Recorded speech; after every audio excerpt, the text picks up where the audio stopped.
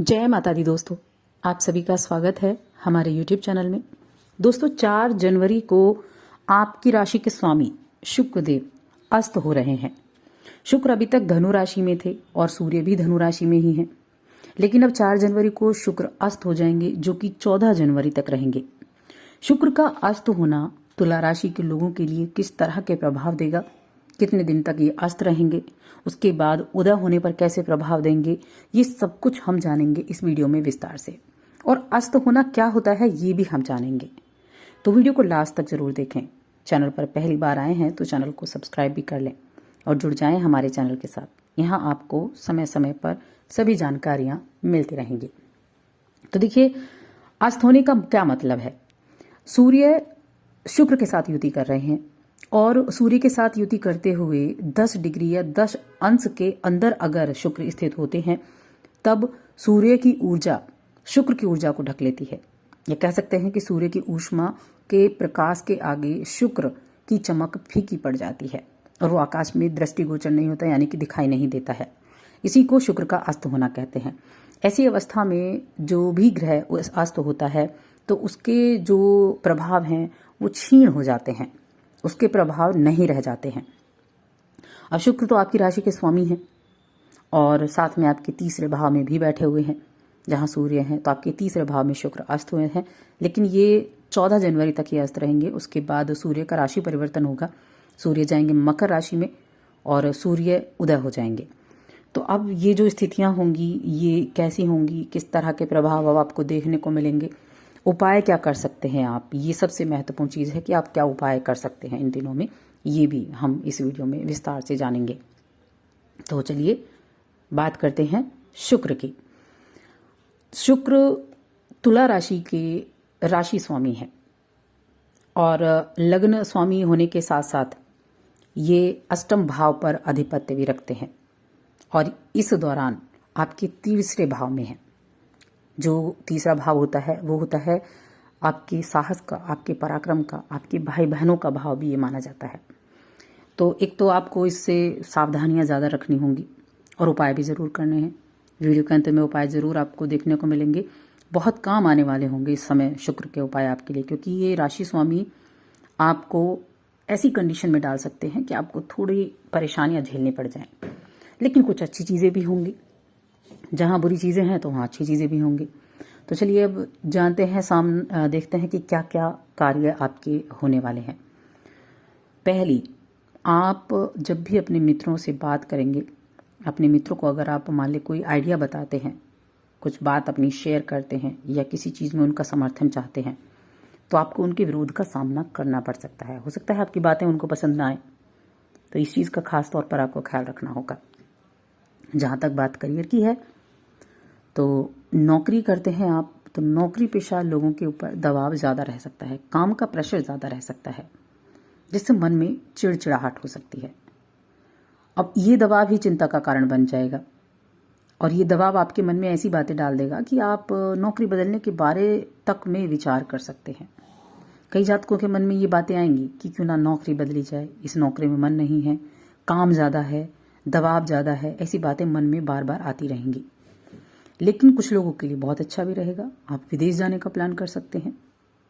अगर आप काफ़ी समय से प्लानिंग कर भी रहे हैं विदेश जाने की, तो विदेश जाने का मौका भी आपको मिल सकता है।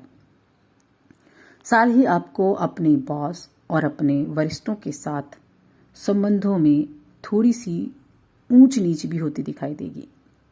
अपने बॉस को मना कर रखना होगा आपको इन दिनों में, और साथ में आपकी जो भी आपके कलीग्स हैं उनके साथ भी बड़े अच्छे से संयम से पेश आना होगा, ताकि आपके कार्य क्षेत्र में किसी तरह की समस्या ना हो, किसी तरह की परेशानी ना हो।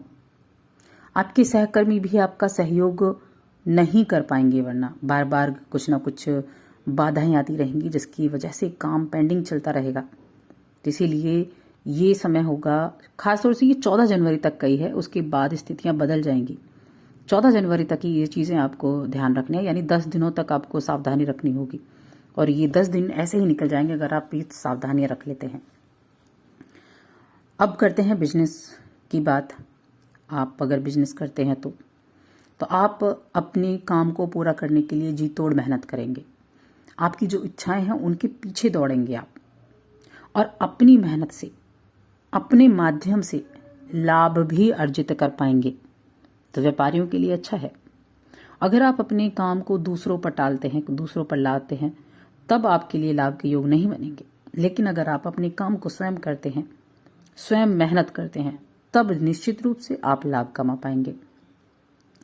अगर आप पार्टनरशिप के बिजनेस से जुड़े हुए हैं तो पार्टनर के साथ अच्छी बॉन्डिंग बनाकर चलना होगा, वरना छोटी छोटी बातों पर कहासुनी हो सकती है और अपने पार्टनर के साथ संबंधों में परेशानियां उठानी पड़ सकती हैं। इसीलिए आपको ध्यान रखना होगा किसी भी चीज़ में ऐसी में। आर्थिक पक्ष देखते हैं। आर्थिक पक्ष का देखें तो शुक्रदेव आपके खर्चों में वृद्धि करने वाले हैं। जैसा कि आपको पता है, शुक्र क्या है? लग्जरी चीज़ों के कारक ग्रह हैं, सुख सुविधाओं को देने वाले हैं। तो आपके खर्चों में बढ़ोतरी होने वाली है। इच्छा अनुसार धन तो प्राप्त कर पाएंगे, लेकिन साथ में खर्चे बढ़ जाएंगे, और जब खर्चे बढ़ जाते हैं तो लाभ होने का फायदा भी खत्म हो जाता है, जो मन में असंतुष्टि का भाव लेकर आएगा। इसके अलावा निजी जीवन में आप देखें तो अपने रिश्तों को बेहतर रखने की कोशिश करें। आपसी समझ को बनाए रखने के लिए प्रयास करते रहें। कई जो शादीशुदा जातक हैं उनके अंदर अहंकार आ सकता है किसी बात को लेकर, और अगर आपके मन में अहंकार आया, अहम आया, तब आप कई सारी ऐसी ही समस्याओं से पीड़ित हो जाएंगे, कई ऐसी समस्याओं से परेशान दिखाई देंगे। इस चीज़ को आपको ध्यान रखना होगा। रिश्तों में बेहतर समझ बनाना आपके लिए अच्छा रहेगा, और ये चीज़ें आपके जीवन साथी के साथ ज़्यादा बातें बनती हैं कि अपने जीवन साथी के साथ सामंजस्य बनाकर चलें, उनकी भावनाओं को भी कदर करें, और बिना वजह चिल्लाना, बिना वजह चिड़चिड़ाहट पैदा करना, इन चीज़ों को अवॉइड करना सीखें। अगर इन चीज़ों को अवॉइड करेंगे तो अच्छा रहेगा।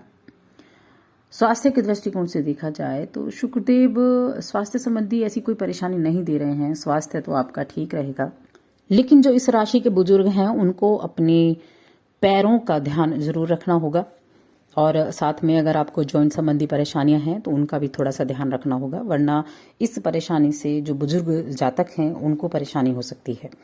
अब उपाय के बारे में जान लेते हैं, क्योंकि इस समय उपाय आपके लिए बहुत ही उत्तम रहेंगे और आपकी जो अशुभ चीजें हैं उनमें बहुत कारगर साबित होंगे। और आपकी तो राशि के स्वामी भी हैं सूर्य शुक्र। तो एक तो आप शुक्रवार के दिन किसी भी मंदिर में जाकर माँ दुर्गा की विधि अनुसार पूजा अर्चना करें। माँ दुर्गा की उपासना करना आपके लिए बहुत उत्तम रहेगा, और साथ में शुक्रवार के दिन एक सफेद चीज का दान भी करें। दूध दान कर सकते हैं छोटी कन्याओं को, मिठाई दान कर सकते हैं, किसी भी तरह की सफेद चीज का दान कर सकते हैं, जो आपके लिए उत्तम रहेगा। तो दोस्तों, और अधिक ऐसी जानकारियों के लिए चैनल को सब्सक्राइब कर लें, वीडियो को लाइक और शेयर करना ना भूलें।